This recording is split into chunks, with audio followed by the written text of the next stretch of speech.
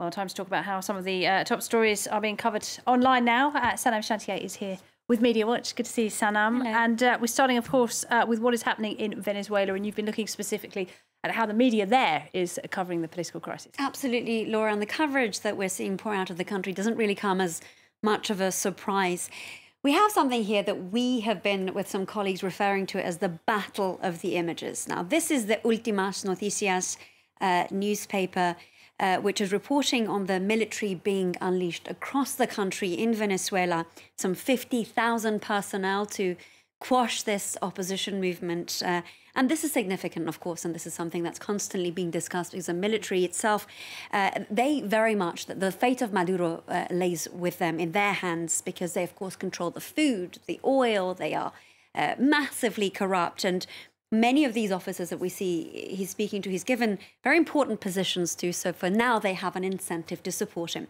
Now, on the other hand, we have another paper when it comes to these images here, which is a more independent outlet, Diario 2001, and this one chooses to go with, on its front page, with an image and coming from more the perspective of the opposition leader, of course, Juan Guaido. They're talking about the fact that he has been barred from leaving the country. But I think what's more interesting amidst all this is just the fact that Nicolás Maduro has decided to go for a blacking out of social media. And sometimes, as this article, the Business Insider talks about, the entire internet to try and stifle the opposition movement. And that's everything. And we have a tweet here from NetBlocks that monitors the actions and the blocking of various sites. And it talks about the fact that platforms, including YouTube, Instagram, and Facebook, they were blocked during the exact time that Juan Guaido was delivering a speech from the National Assembly. So, of course, that is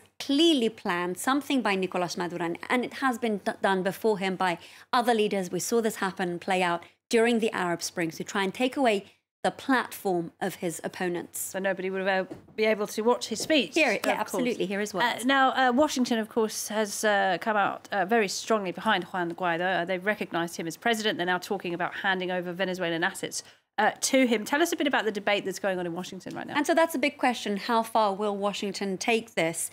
And what I'm about to show you is diplomacy, negotiations, mudslinging in 2019. Here we have Marco Rubio rather conspicuously calling for regime change, saying Nicolás Maduro has repeatedly used negotiations in the past to buy time. The only negotiation that needs to happen now is over his departure so that Venezuela can reclaim its democracy and constitutional order. Now, on the other side, we have a Democratic senator here, Chris Murphy, who's also taken to Twitter responding to Rubio's various tweets saying, we don't disagree that Maduro is a nightmare or that America should be actively promoting Venezuelan democracy, but calling your shot on regime change is tricky business. And when you botch it, even deeper chaos can ensue. And then he goes on to say, and Trump botches everything. And that kind of sentiment, Laura, is very much echoed on social media. You have The Hill here publishing the statement from Senator Menendez, who went on in that video to say that the freedom of Venezuela would come through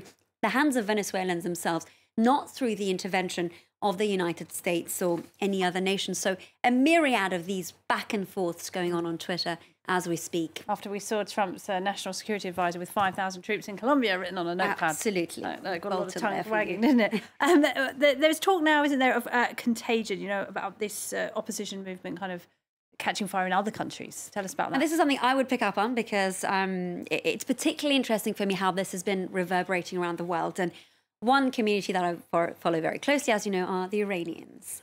And whether they're those that support the current administration, the Islamic Republic, or those who are against what's happening in Iran at the moment, whether they're monarchists, the monarchy that was ousted in '79, or they support the former terrorist organization, the MEK, they're having a debate of their own on Twitter. And I'm going to give you an example of this. We have a tweet here from Ali Reza Nader, former analyst at RAND, currently more of an activist, we say, and he's taken Guaido's interview there, saying the language of freedom from tyranny is a language everyone can understand.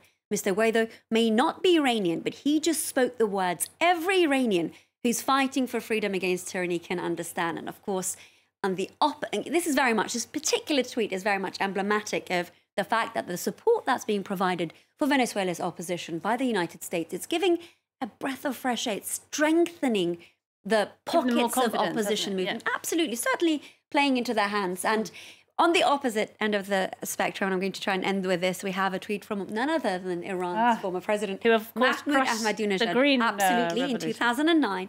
And he, rather ironically, takes to Twitter to speak to Trump, saying, Mr. Trump, people have the right to choose their destiny and rulers. The best solution to the current problems in Venezuela is to respect the people's will. The question is, what is the United States government seeking? Human rights? Good question, Mr. Ahmadinejad, or the massive reserve of cheap oil? Questions, uncertainty reigns. I'm going to leave with this, Laura.